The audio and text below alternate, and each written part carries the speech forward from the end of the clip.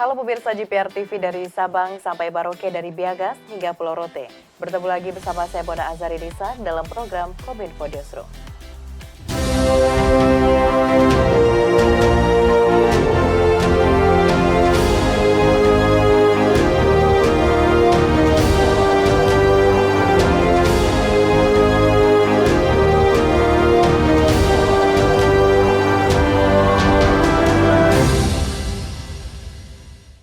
Pemirsa, kita ke informasi pertama. Dalam kunjungan kerjanya ke PT Pindad di Bandung, Presiden Joko Widodo memberikan apresiasi atas kemajuan industri pertahanan tanah air.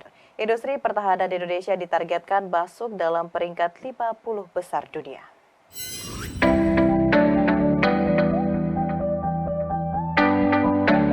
Menggunakan kereta cepat, Presiden Joko Widodo dan rombongan bertolak menuju Bandung untuk berkunjung ke pabrik pembuatan kendaraan tempur PT Pindad di Bandung, Jawa Barat. Setibanya di PT Pindad, Presiden menjajal kendaraan tempur Maung yang digunakan menuju fasilitas produksi alat berat dan kendaraan khusus. Dalam kunjungan tersebut, Presiden mengatakan pendapatan PT Pindad pada tahun 2022 tembus hingga 25 triliun rupiah dan tahun ini diproyeksikan mencapai 27 triliun rupiah. Dengan kinerja moncer PT Pindad, Presiden meyakini Pindad akan berkembang semakin besar dan berpotensi naik peringkat menjadi top 50 terbaik di dunia pada tahun 2025. Ini perkembangan dari PT Pindad ini saya melihat sangat luar biasa cepatnya. Kalau saat lalu kita meninjau yang di Duren Malang yang untuk peluru dan amunisi. Sekarang kita melihat di sini yang berkaitan dengan kendaraan tempur dan saya melihat juga perkembangannya sangat cepat sekali.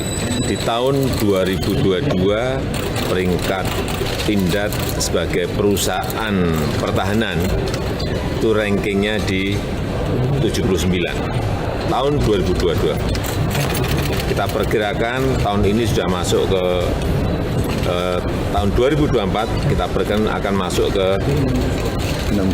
angka 60, tetapi di 2025 kita sudah masuk ke top 15. Melansir laman kemhan.go.id, Amerika Serikat menjadi langganan Pindad untuk produk amunisi, sementara permintaan senjata dan kendaraan tempur datang dari beberapa negara. Di kesempatan lainnya, pemirsa, Presiden Joko Widodo melepas kontingen Indonesia yang akan bertanding pada Asian Games 2023 Hangzhou. Presiden pun memberikan target kepada kontingen Indonesia untuk masuk peringkat 10 besar perolehan medali. Presiden Republik Indonesia Joko Widodo meminta kontingen Indonesia untuk meraih peringkat 10 besar di ASEAN Games ke-19 Hangzhou, China. Target tersebut lebih tinggi dibanding dengan target Menteri Pemuda dan Olahraga Dito Aryo Tejo yang mencanangkan pencapaian peringkat 12 besar. Sebab saat ASEAN Games ke-18 di Jakarta pada 2018, Indonesia berhasil meraih peringkat keempat. Sehingga Presiden meyakini perhitungan dalam menentukan target ASEAN Games ke-19 tidak akan melesat. Selain itu, pemerintah akan menyiapkan bonus berupa rumah kepada atlet yang berhasil meraih medali pada ajang ASEAN Games 2022 di Hangzhou. Bonus tersebut diberikan sebagai tambahan motivasi kepada atlet yang berlaga pada ASEAN Games 2022. Saya hanya titip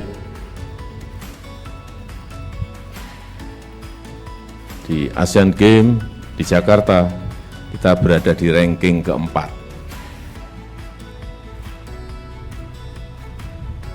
Meskipun tadi Menteri Pemuda dan Olahraga sudah mengkalkulasi kira-kira akan jatuh rankingnya di ranking 12. Buat saya kok jauh banget. Jadi jangan 12 lah. Saya minta masuk ke 10 besar. Senada dengan hal tersebut, Menteri Pemuda dan Olahraga Dito Aryo Tejo menjelaskan bahwa dari 576 kontingen, terdapat dari 413 atlet Indonesia yang akan mengikuti 30 cabang olahraga dari total 40 cabang olahraga yang dipertandingkan. Dito mengatakan pihaknya memasang target 12 besar karena tidak dipertandingkannya sejumlah cabang olahraga unggulan kontingen merah putih di Hangzhou seperti pencaksilat. Kontingen Merah Putih pada Selasa mengawali perjuangan dalam ajang ASEAN Games 2022 Hangzhou lewat sejumlah pertandingan di cabang kriket, bola voli pantai, bola voli putra, dan sepak bola putra. Kontingen Indonesia mempunyai target berada di 12 besar dengan perolehan minimal 8 emas, peringkat tersebut menurun dibandingkan dengan penyelenggaraan ASEAN Games ke-18 tahun 2018 yang mana Indonesia mampu berada di peringkat 4. Dikarenakan pada ASEAN Games ke-19 ini Indonesia berpotensi kehilangan emas pertama, dari 3 cabang olahraga yang tidak dipertandingkan, yaitu pencak silat, paragliding, dan jet ski. Kedua, dikarenakan tidak dipertandingkan nomor pertandingan cycling MTB. Pemirsa, Presiden Joko Widodo meminta Kemenko Polhukam untuk membuat skala prioritas atas rekomendasi rancangan sistem hukum di tanah air. Hal ini dilakukan guna memberikan kepastian hukum demi kenyamanan investasi dan dunia usaha, serta memberikan perlindungan hukum kepada masyarakat.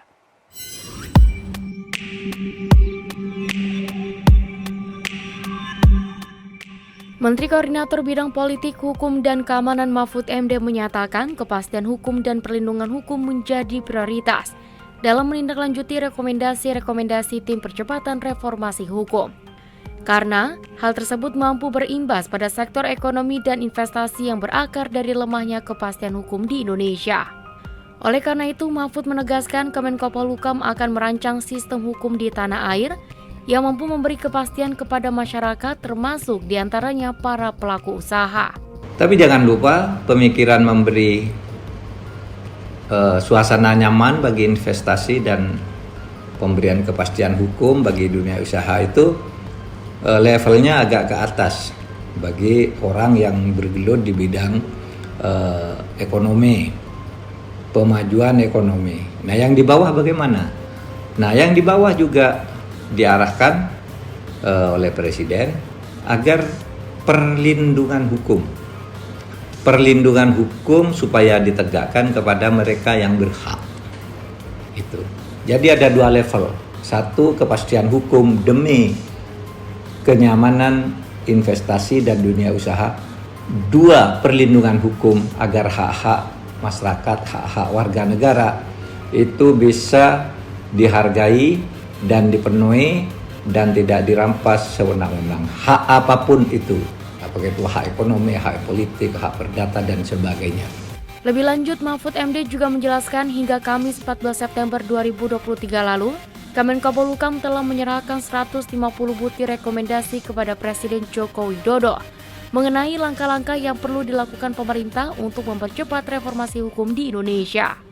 Atas rekomendasi tersebut, Presiden meminta tim percepatan reformasi hukum untuk membuat skala prioritas dan diklasifikasikan agar bisa dipercepat dan segera dituntaskan, yang mencakup reformasi bidang lembaga peradilan dan penegakan hukum, reformasi sektor agraria dan sumber daya alam, reformasi sektor perundang-undangan, serta pencegahan dan pemberantasan korupsi.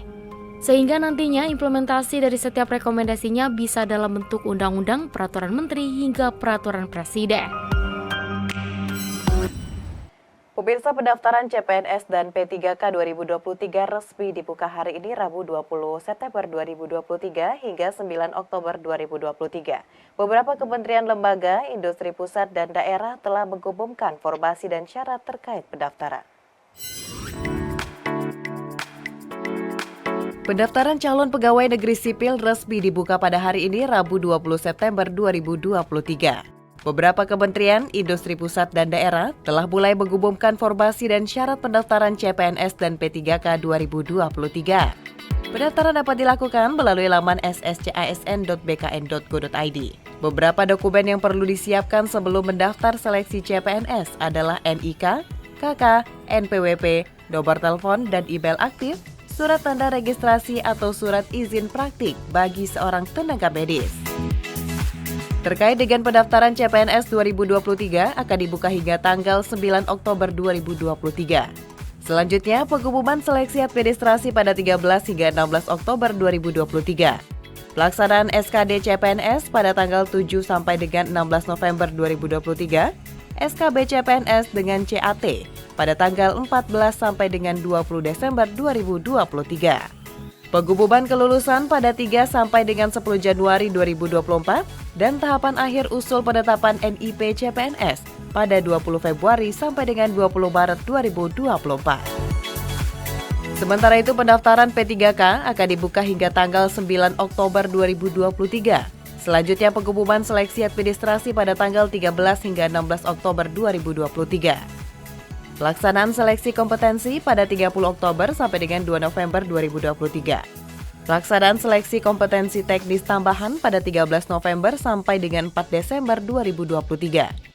Dilanjutkan dengan pengumuman kelulusan pada 4 sampai dengan 13 Desember 2023 dan tahapan akhir usul penetapan NIP 3K pada 13 Januari sampai dengan 11 Februari 2024.